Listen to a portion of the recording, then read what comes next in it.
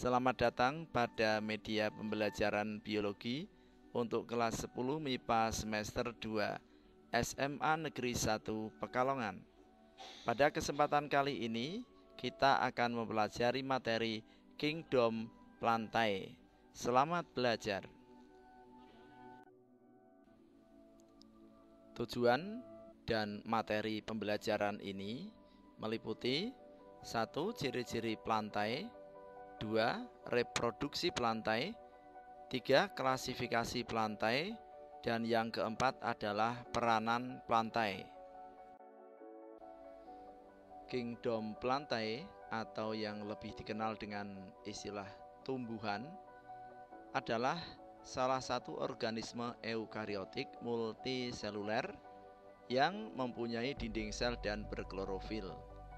Klorofil yaitu zat hijau daun yang fungsinya untuk melakukan fotosintesis, sehingga tumbuhan dapat membuat makanannya sendiri atau bersifat autotrof.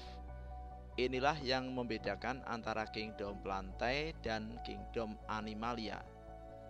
Perbedaan lain dari Kingdom Plantae yaitu bahwa Kingdom Plantae tidak bisa bergerak bebas seperti halnya Kingdom Animalia. Berikut ini adalah ciri-ciri umum plantae. Yang pertama, eukariotik. 2. Multiseluler. 3. Habitat terestrial dan akuatik. 4. Dinding sel tersusun atas selulosa. 5. Memiliki klorofil atau kloroplas yang berfungsi untuk fotosintesis. 6. Bersifat autotrof. 7. Dapat menyimpan cadangan makanan dalam bentuk amilum atau pati.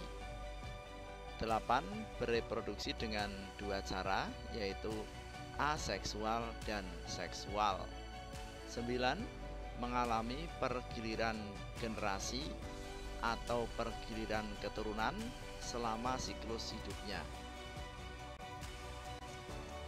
Reproduksi plantae. Reproduksi plantae atau reproduksi tumbuhan berlangsung secara generatif dan vegetatif. Tumbuhan mempunyai daur hidup atau siklus hidup yang disebut pergiliran keturunan atau pergiliran generasi atau metagenesis, meliputi generasi haploid atau gametofit dan generasi diploid atau sporofit. Reproduksi generatif diawali oleh peleburan sel gamet jantan dan sel gamet betina. Gamet adalah sel yang diproduksi oleh organisme untuk tujuan reproduksi seksual. Pada tumbuhan tingkat tinggi diawali dengan proses penyerbukan atau persalian, kemudian dilanjutkan dengan pembuahan atau fertilisasi. Alat reproduksi pada tumbuhan tingkat tinggi ada dua macam, yaitu berupa strobilus untuk tumbuhan berbiji terbuka dan berupa bunga pada tumbuhan berbiji tertutup. Reproduksi vegetatif pada tumbuhan ada dua macam, yaitu vegetatif alami dan vegetatif buatan. Vegetatif alami terdiri atas 1. Tunas, 2. Rizoma atau akar tinggal atau rimpang, 3. Umbi batang, 4. Umbi lapis, 5. Stolon atau geragih, 6. Spora, 7. Tunas adventif. Sedangkan vegetatif buatan terdiri atas 1. Stek, 2. Cangkok, 3. Menyambung atau mengenten, 4.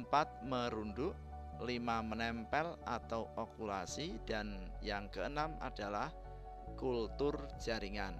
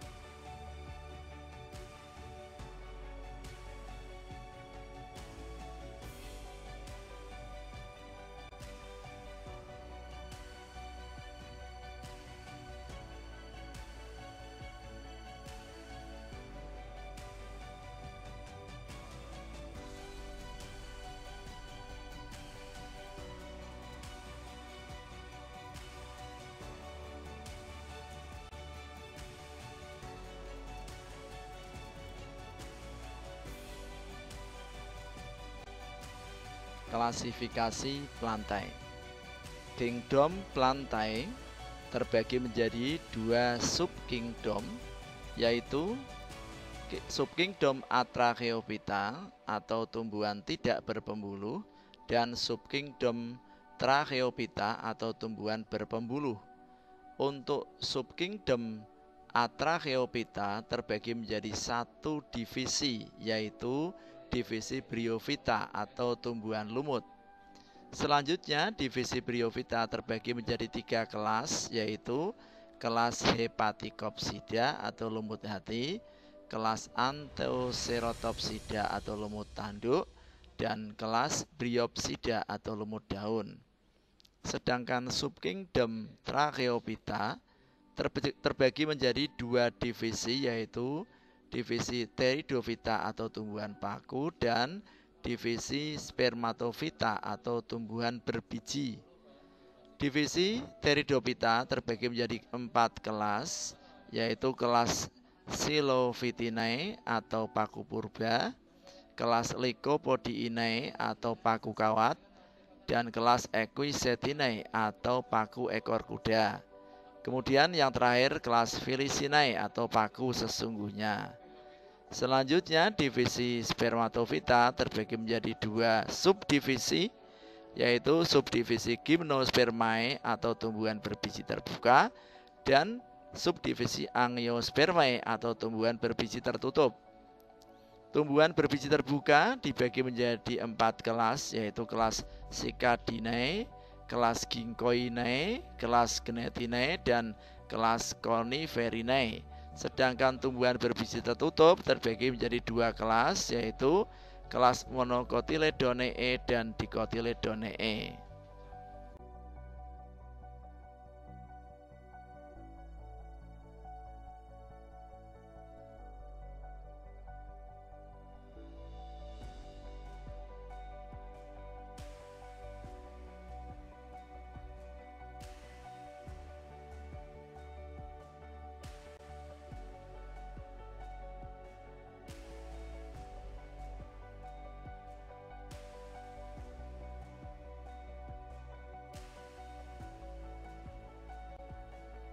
Peranan plantae.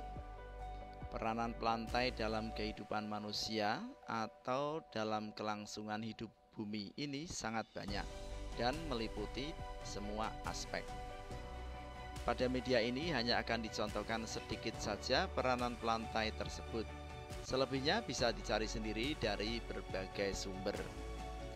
Aspek-aspek yang dominan penting bagi kehidupan manusia antara lain sebagai bahan pangan, sebagai bahan sandang atau pakaian, obat-obatan, bahan bangunan, serta tanaman hias. Peranan plantae selanjutnya yaitu satu bahan makanan sebagai sumber karbohidrat, contohnya padi, gandum, dan sebagainya. Sebagai sumber protein dan lemak, misalnya kacang-kacangan. Sebagai sumber vitamin dan mineral, misalnya buah-buahan dan sayur-sayuran, serta sebagai rempah-rempah, misalnya jahe, kunyit, dan lain-lain. Yang kedua adalah sebagai bahan minuman, misalnya kopi, teh, tebu, dan lain sebagainya. Yang ketiga sebagai bahan pakaian, misalnya kapas dan rami. 4. Sebagai bahan bangunan atau papan, misalnya jati, meranti, sengon, bambu, dan selanjutnya. Yang kelima sebagai bahan obat-obatan, misalnya kina, kayu putih, mahkota dewa, dan lain sebagainya.